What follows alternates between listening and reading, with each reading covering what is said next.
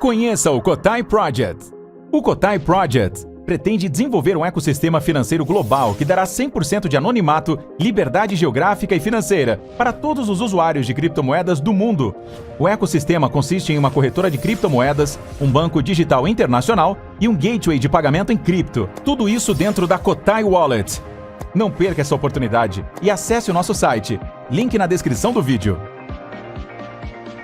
Verdadeira relação do Trump com o Putin? Então, a Angela Merkel, que é a chanceler alemã, ela escreveu um livro e ela falou que desde quando ela era chanceler e Trump era presidente dos Estados Unidos e Putin era presidente da Rússia, ela sabia que os dois líderes eram muito amigos. Muito amigos.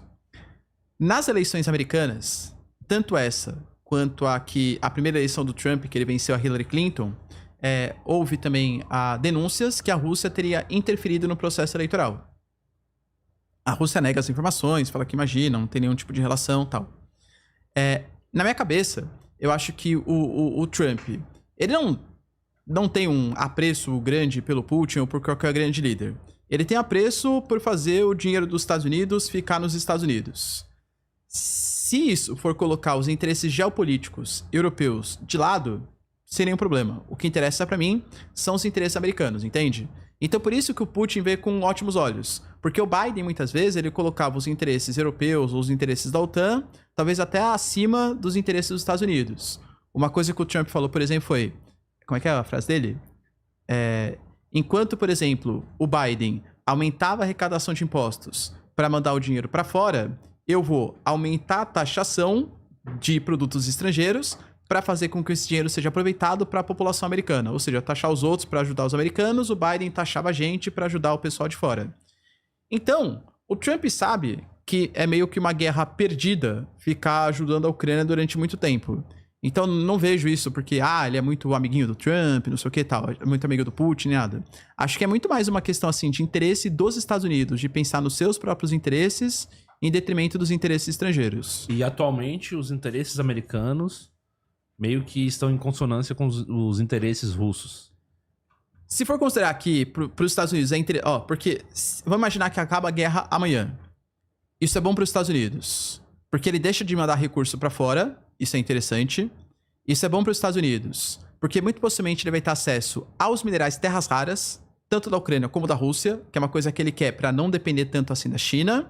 E é uma coisa interessante para os Estados Unidos, porque assim que der uma possibilidade de acordo, o preço do petróleo cai. Porque a Rússia é uma grande exportadora e vai ter o fim das sanções. O preço do petróleo cai? Cai. Se tiver um acordo, com certeza. Isso é péssimo, velho. Meu Deus. Porque aí vai ter uma enxurrada de petróleo no mercado mundial. E aí, naturalmente, isso ajuda a controlar a inflação dos Estados Unidos. Por quê? Porque se a energia está mais barata, a inflação está controlada. Tanto que, por exemplo... saiu já uma pesquisa de opinião e o Trump ele teve uma queda da sua popularidade nesse primeiro mês de governo por conta da inflação dos Estados Unidos. Claro que não é o Trump o responsável pela inflação, ele tá, 3 semanas no governo, né? Mas a população americana vem percebendo que talvez as medidas que ele adota de reduzir impostos, de sobretaxar produtos estrangeiros, mesmo que talvez possa ser interessante para um protecionismo, enfim, mas são medidas inflacionárias em curto prazo. Porque se os Estados Unidos, por exemplo, diminuir a arrecadação de impostos, principalmente para grandes empresas, por mais que isso possa gerar uma queda dos preços num futuro, mas em curto prazo, os Estados Unidos ficando com déficit econômico. Isso pode fazer com que haja uma desconfiança do mercado americano e uma fuga de capitais. Além de tudo, se ele sobretaxa produtos estrangeiros, o produto estrangeiro vai continuar entrando no mercado americano, só que agora mais caro, gerando inflação. Então o Trump, com as suas medidas, pelo menos em curto prazo, ele vai gerar inflação nos Estados Unidos como já está gerando já. E a população está percebendo isso como uma coisa negativa. Então, vamos imaginar que tem um acordo de paz entre Rússia e Ucrânia, cai o preço do combustível, cai também a inflação nos Estados Unidos. Sensacional para a popularidade dele. Essa, então, é a cartada do Trump. Se ele acaba com a guerra, melhor para ele. Exatamente. São 3 coisas, ó. Você tira o Putin da cola do Xi Jinping, você aproxima o Putin dos Estados Unidos, isso é muito bom, porque, como eu falei, o principal inimigo dos Estados Unidos não é a Rússia, é a China, então é importante para ele. Você consegue minerais, seja da Rússia, seja da Ucrânia, tanto faz. Se tiver acesso às terras raras, ótimo. e você ainda consegue controlar a inflação, justamente por conta do preço da energia, né? Do petróleo que tende a cair. Sensacional. Eu acho que nesse caso, o Trump tá mais interessado no fim da guerra do que o próprio Putin. Porque pra ele muda muita coisa. Pro Putin não mudaria tanto. Então, acho que assim, eu não acho, tá, de verdade, que o Putin tenha mais anseios imperialistas. Eu não acho que o Putin vai querer invadir outros países, até porque ele sabe, vai invadir a Polônia. Uma coisa é invadir a Ucrânia, que não faz parte da OTAN. A Polônia faz parte da OTAN. Não acho que o Putin compraria uma guerra com um país que faz parte da OTAN, porque a OTAN tem um artigo, que é o artigo 5º, que confere qualquer país que for atacado por um membro externo pode convocar os outros exércitos da OTAN, leia-se exército americano, para defender esse país, entende? Não acho que o Putin queira comprar uma guerra com os Estados Unidos ou com o exército da OTAN. Então não acho que o Putin vai, se o Putin vencer na Ucrânia, ele vai querer sair invadindo a Europa inteira. Não acho que isso vai acontecer. Então, pra mim, acho que o Putin também não tá muito mais interessado em manter a guerra, porque os territórios mais estratégicos ele já conquistou. Disseram que o Putin, agora na guerra, a força dele, o poder dele dentro da Rússia aumentou muito.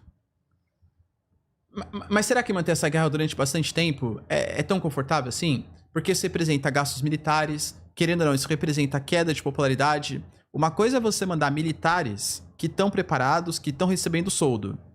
A Rússia também teve baixa gigantesca de militares.